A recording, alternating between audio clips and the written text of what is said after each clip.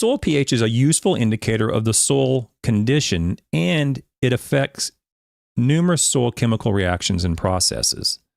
But it cannot be used to predict or estimate plant nutrient availability, and different plants respond differently. As nutrients interact, which can be synergistic as well as antagonistic, soil pH influences solubility, concentration in soil solution, ionic form, and mobility of most plant nutrients. Soil pH affects the availability of many nutrients, but the optimum pH for plant growth depends on which nutrient is most limiting.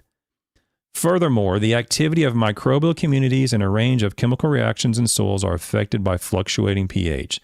The bulk pH of the soil, which is commonly measured in a soil-water ratio, that's what you see on a soil test, may not reflect the pH in the rhizosphere where nutrients are taken up by the plant.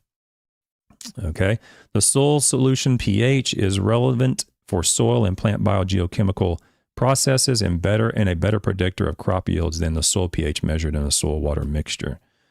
So what that's saying is the soil pH is important, but there's a lot more going on in the interactions with nutrients and the species of the nutrients, and the plant uptake of the nutrients varies greatly, and it cannot be used. The soil pH as it by itself cannot be used as a predictor of soil nutrient availability by the most cited soil scientist on the planet, Alfred Hardemink. And I think, I know myself, but many other soil scientists who are familiar with this area agree wholeheartedly. The other article is it's kind of like a sister article that was written in 2023 in Plant and Soil, again by Alfred Hardemink, but also this time N.J. Barrow is the main author.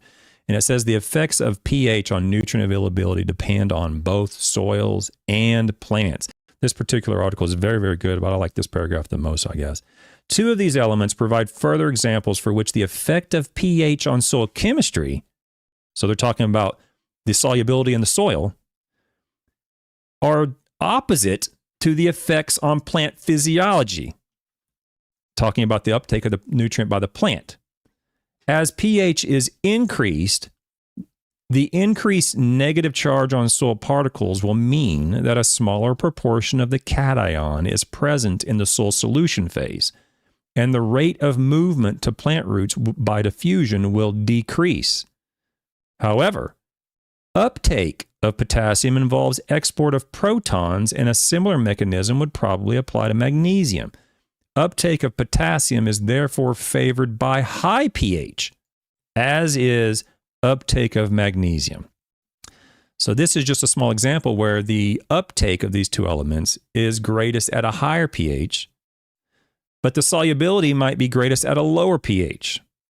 The effects of pH on mineralization of carbon, sulfur, and nitrogen. Now, you've heard me mention I'm more concerned about pH on microbial activity because those influence, or that microbial activity influences the solubility and the plant uptake ultimately of nitrogen and sulfur.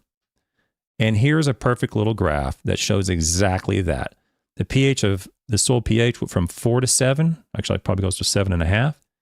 And on the y-axis we have nitrogen mineralization and sulfur mineralization. And you see the nitrogen is the circle, and you see the nitrogen mineralization here go up from 4 to 5 to 6 to 7. As we all know, nitrogen is almost always the dominant deficient nutrient. And sulfur mineralization, which is the square, also goes up from 4 to 5 to 6 to 7. So if you're in a situation, which is almost every turf situation on the planet, where nitrogen is deficient, why would you want to reduce this pH from 7 to 6? Or from 6 to 5, or from 5 to 4? There's good reasons to do that. Okay, I'm not saying don't do that. There's very good reasons why you'd want to reduce that. But if nitrogen is the deficient nutrient, leave it at 7. If sulfur is deficient nutrient, leave it at 7. Unless another nutrient that we know uptake is greatest at lower pHs is deficient, then leave it at 7. Otherwise, move it to the pH where the most deficient nutrient tends to be more soluble. The point is, fidgeting with pH is usually futile, okay? And you may or may not even know which nutrient is most deficient, and therefore, why would you be messing with pH? The point is, I really wouldn't be messing with pH too much.